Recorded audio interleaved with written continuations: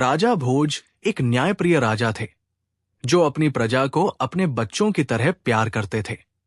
उनके दरबार में बहुत से विद्वान थे और राजा चापलूसों से हमेशा दूर रहते थे। प्रजा उन्हें भगवान की तरह पूजती थी और उनकी जय जयकार करती थी। राजा रात में भेष बदलकर प्रजा के घरों के पास घूमते थे ताकि उनके दुख सुख का पता लगा सकें। एक रात राजा भोज एक गरीब ब्राह्मण की झोपड़ी के पास से गुजर रहे थे। उन्होंने देखा कि ब्राह्मण और ब्राह्मणी बातें कर रहे थे। झोपड़ी में एक छोटा सा दीपक जल रहा था। ब्राह्मण अपनी पत्नी से कह रहा था कि वो अब बहुत बूढ़ा और कमजोर हो गया है। उसके शरीर में अब इतनी शक्ति नहीं है कि वो अपने यजमान के घर जाकर पूजा पाठ करा सके। उसका कोई बेटा भी नहीं है जो कमाकर खिला सके। उसने कहा कि अब उसके पास केवल एक ही रास्ता है कि वो राजा भोज के दरबार में जाए। ब्राह्मणी ने कहा, ठीक है स्वामी, कहते हैं कि राजा भोज बड़े दयालु हैं, वो हमारी मदद जरूर करेंगे। अगले दिन सुबह होते ही वो ब्राह्मण राजा भोज के दरबार में पहुंच गया। राजा का अभिवादन करते हुए ब्राह्मण कहने लगा, महाराज, मैं 80 साल का बूढ़ा और कमजोर व्यक्ति हूं। ऐसी दशा में मैं खुद कमा नहीं सकता। कहते हैं कि बुढ़ापे का सहारा बेटा होता है, पर मेरा दुर्भाग्य है कि मेरा कोई बेटा नहीं है। अब ऐसी स्थिति में राजन, मुझे 2 वक्त की रोटी भी मिलना मुश्किल है। राजा भोज ने उस ब्राह्मण की गरीबी का पता रात में ही लगा लिया था। इसलिए राजा भोज ने 100 सोने और चांदी के सिक्के उस ब्राह्मण को दे दिए। ब्राह्मण के पास अब इतना धन आ चुका था कि वो सुख से अपना जीवन बिता सकता था। ब्राह्मण खुशी खुशी घर पहुंचा और वो रुपए एक लकड़ी के संदूक में रख दिए। किंतु रात में एक अजीब घटना घटी। सुबह जब ब्राह्मण ने संदूक खोला तो सारे रुपए गायब थे। ब्राह्मण सोच में पड़ गया कि उसके घर के दरवाजे सुबह तक बंद थे। कोई व्यक्ति घर के अंदर आया भी नहीं तो रुपए कहाँ चले गए। वो ब्राह्मण परेशान होकर सुबह दूसरी बार राजा भोज के दरबार में पहुंच गया और रात का सारा हाल बताया। राजा ने उसे दूसरी बार भी 100 सोने चांदी के सिक्के दिए। ब्राह्मण बहुत खुश हुआ। अब ब्राह्मण उन रुपयों से अपना नया मकान बनवा सकता था। किंतु होनी को कुछ और ही मंजूर था। ब्राह्मण रात को गहरी नींद में सोया था। उसने सपने में देखा कि राजा भोज उससे कह रहे हैं, ब्राह्मण देवता, राज्य पर बहुत बड़ा संकट आ गया है, इसीलिए मैं वो रुपए लेने आया हूं जो मैंने सुबह तुम्हें दिए थे। ब्राह्मण ने खुशी खुशी वो रुपए राजा को लौटा दिए। जब सुबह हुई तो ब्राह्मण ने देखा कि आज भी संदूक से वो रुपए गायब थे। ब्राह्मण की कुछ समझ में नहीं आ रहा था कि सपने में लौटाए गए रुपए सचमुच कैसे गायब हो गए। वो गरीब ब्राह्मण सुबह राजा भोज के दरबार में फिर पहुंचा और रात का सारा वृत्तांत राजा को कह दिया। राजा घोर आश्चर्य में पड़ गया। वो चकित था। राजा ने अपने कोषाध्यक्ष को आदेश दिया कि 100 सोने और चांदी के सिक्के ब्राह्मण को फिर दिए जाएं। राजा की आज्ञा का पालन हुआ। ब्राह्मण खुशी खुशी घर पहुंचा। लेकिन राजा भोज ने निश्चय कर लिया था कि वो आज रात खुद ब्राह्मण की कुटिया के पास पहुंचकर सब कुछ अपनी आंखों से देखेगा। रात में राजा जब ब्राह्मण की कुटिया के पास पहुंचा तो रात के तीसरे पहर की घटना देखकर राजा हैरान था। राजा ने देखा कि बिल्कुल उसी की शक्ल सूरत वाला व्यक्ति ब्राह्मण की कुटिया में पहुंचकर वो रुपए वापस मांग रहा है। राजा भोज ने जब ये देखा तो राजा से रहा न गया। राजा अपने उस हमशक्ल व्यक्ति के पास पहुंचकर कहने लगे, महाशय, आप कौन हैं जो इस गरीब ब्राह्मण को दुखी कर रहे हैं? आप राजा नहीं हैं। राजा तो मैं हूं। आप इस तरह से क्यों इस ब्राह्मण को दुखी कर रहे हैं और मुझे बदनाम कर रहे हैं? राजा के उस हमशक्ल ने राजा से कहा, राजन, आप नहीं जानते कि ये गरीब ब्राह्मण अपने किए गए कर्मों का फल भोग रहा है। इस ब्राह्मण के रुपए या तो गायब हो जाएंगे या इसका बना बनाया मकान गिर जाएगा।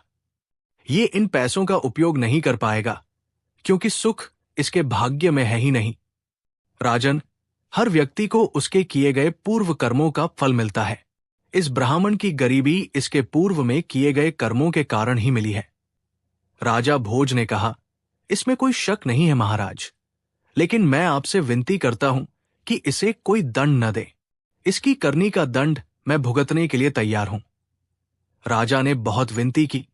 तब राजा का वो हमशक्ल कहने लगा, राजन, होनी का दंड तो सबको मिलता है। मनुष्य कर्मों और भाग्य का गुलाम है। तुम्हें भी अपने पूर्व में किए गए कर्मों का फल भोगना पड़ेगा। इससे कोई बच नहीं सकता। इस दुनिया में सबको प्रकृति से लड़ना पड़ता है।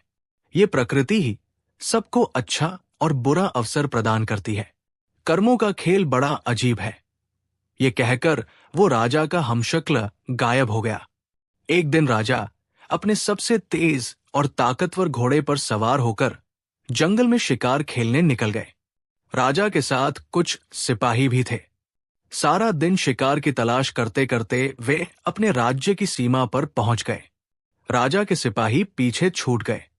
तभी उस घोड़े ने एक ऊंची पहाड़ी से छलांग लगा दिया।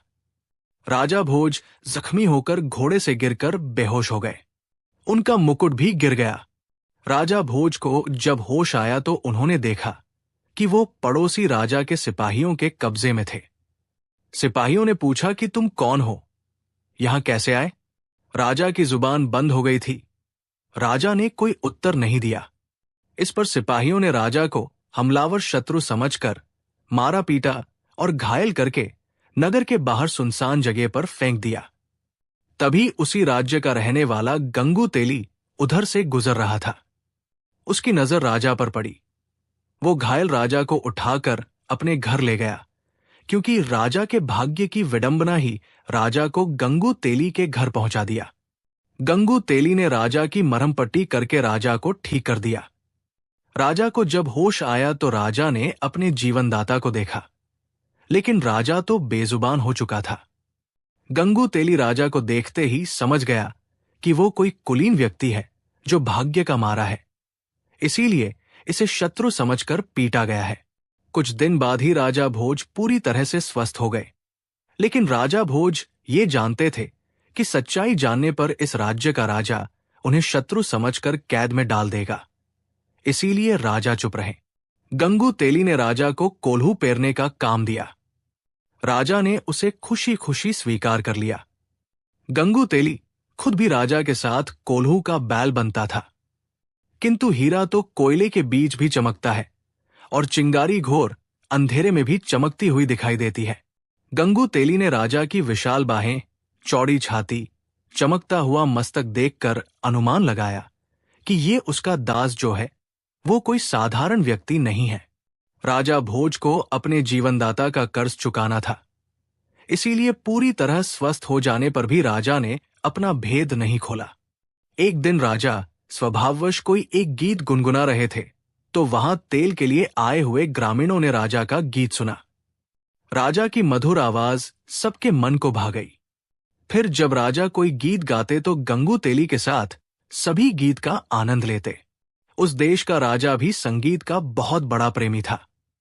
उसकी राजकुमारी भी संगीत की शिक्षा ले रही थी।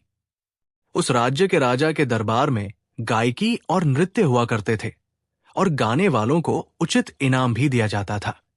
उस राज्य के राजा के दरबार में संगीत का विशाल आयोजन था।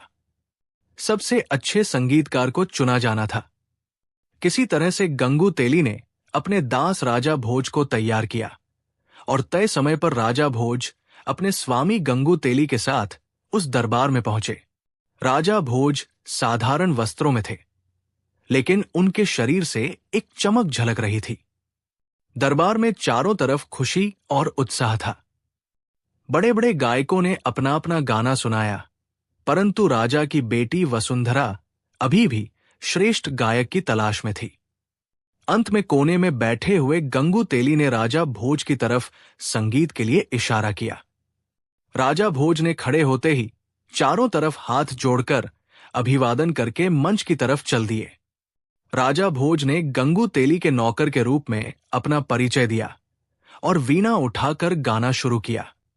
दरबार में बैठे हुए सभी लोग मंत्रमुग्ध हो गए। चारों तरफ से वाहवाह की आवाजें आने लगी। राजकुमारी चिल्लाते हुए कहने लगी, महान गायक, श्रेष्ठ गायक, पहली बार खुली सभा में राजकुमारी को इस तरह चिल्लाना राजा और दरबारियों को बड़ा अजीब लगा। राजकुमारी पर जैसे संगीत का जादू छा गया था।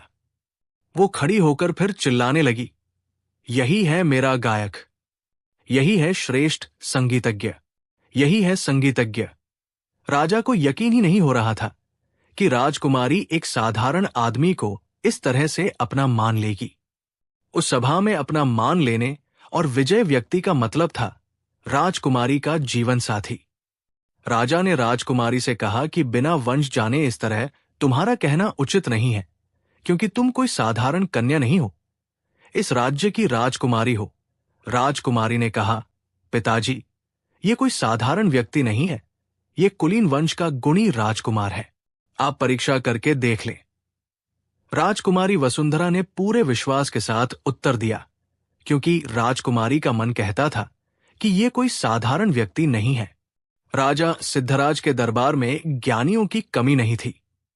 वहां 4 विद्वान धर्मदेव, कर्मदेव, तपदेव और पुण्यदेव बैठे थे।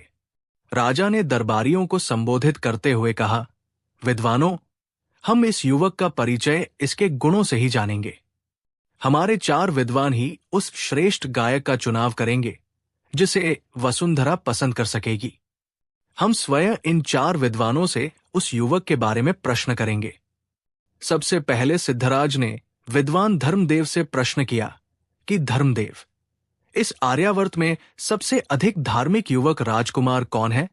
धर्मदेव ने कहा, महाराज, आप स्वयं बुद्धि के भंडार हैं, परंतु जहां तक मुझे देश प्रदेश का ज्ञान है, धारा नगरी के राजकुमार राजा भोज है। वे बड़े बड़े धार्मिक कार्य किए हैं, सारी प्रजा उन्हें देवता की तरह पूजती है। राजा सिद्धराज ने अगला प्रश्न तपदेव से किया कि तपदेव, आप बताएं कि इस धरती पर आप किस युवक को तपस्वी मानते हैं? तपदेव ने कहा, महाराज, राजा भोज ही कई युद्धों में जीवन मृत्यु के बीच पहुंचकर विजय हुए हैं। ऐसे वीर को मृत्यु भी आसानी से नहीं छोड़ सकती। राजा सिद्धराज ने तीसरा प्रश्न कर्मदेव से किया कि आप बताएं कि इस धरती पर किस युवक के कर्म अच्छे हैं? कर्मदेव ने कहा, महाराज, जहां तक मुझे ज्ञान है, राजा भोज के कर्म बहुत अच्छे हैं। राजा सिद्धराज ने अंतिम प्रश्न पुण्यदेव से किया कि पुण्यदेव, आप बताएं ऐसा कौन सा पुण्यात्मा युवक है जो हमारी सभा में आकर हमारी राजकुमारी का पाणी ग्रहण कर सके? महाराज, ऐसी पुण्यात्मा तो इस धरती पर राजा भोज ही है। उनके पुण्य की कहानियां अनेक हैं, वे सबसे महान हैं, पुण्यदेव ने स्पष्ट किया। अब सारे दरबार में सन्नाटा था कि अब इस युवक का क्या होगा, पर वो युवक बिल्कुल शांत और गंभीर खड़ा था। राजा ने उस युवक से पूछा कि तुम अच्छे कलाकार अवश्य ही हो, परंतु हमारे सभासदों का निर्णय सुन लिया होगा। हमारी बेटी ने न जाने कैसे अचानक दरबार में ये अभद्रता क्यों कर डाली। हमारी बेटी केवल राजकुमार भोज के ही अनुकूल है। हमारे विद्वानों के अनुसार राजा भोज में 4 गुण धर्म, कर्म, तप और पुण्य मौजूद है। उस युवक ने कहा, नहीं महाराज, हमारी दृष्टि क्षमा करें। भोज के गुणों से भी बड़ी शक्ति है जो महान व्यक्तियों को भी अपने वश में रखती है। राजा सिद्धराज चिल्लाते हुए बोले कि तुम हमारे विद्वानों का अपमान कर रहे हो। क्या धर्म, कर्म, तप और पुण्य से भी बड़ी कोई शक्ति है? युवक, तुमको नहीं पता हमारे विद्वानों का अनादर करने का दंड क्या है? वो युवक बोला, महाराज, दंड तो बुरे कर्मों का मिलता है, सत्य बोलने पर नहीं। सत्य बोलने पर तो इनाम मिलता है। युवक की बात सुनकर भरी सभा में ठहाके गूंज उठे। क्या मतलब है इसका? राजा सिद्धराज ने कहा, कैसा इनाम? युवक ने कहा, महाराज, धर्म, कर्म, तप और पुण्य से भी बड़ी शक्ति है होनी या भाग्य। राजा भोज इन सब गुणों के होने के साथ साथ अभी भी इधर उधर की ठोकरें खा रहा है, पर होनी बड़ी प्रबल है। होनी को कोई नहीं टाल सकता। राजा सिद्धराज ने कहा, तो क्या तुम ही राजकुमार भोज हो, युवक? युवक ने कहा, हाँ महाराज, मैं ही राजा भोज हूं। ये सब होनी का खेल है जो आज मैं आप सबके बीच हूं। भोज ने ब्राह्मण और शिकार की सारी बात कहे सुनाई। कहा, महाराज, आपके सैनिकों ने तो मुझे मारकर फेंक दिया था, पर यह तो भला हो मेरे जीवनदाता गंगू तेली का, जिन्होंने मेरे प्राण बचाए। पर मैंने इन्हें भी अपना परिचय न देकर इनकी दास्ता को स्वीकार कर लिया। सारी सभा में खुशी का माहौल हो गया। पूरी सभा में राजा भोज का जय जयकार होने लगा। इसी के साथ राजकुमारी वसुंधरा ने राजा भोज के गले में जयमाला डाली और विवाह किया। राजा भोज का विवाह पूरे विधि विधान के साथ हुआ। इस समय होनी राजा भोज पर प्रसन्न थी। हर व्यक्ति की जुबान पर बस एक ही बात थी कि कहा राजा भोज और कहा गंगू तेली।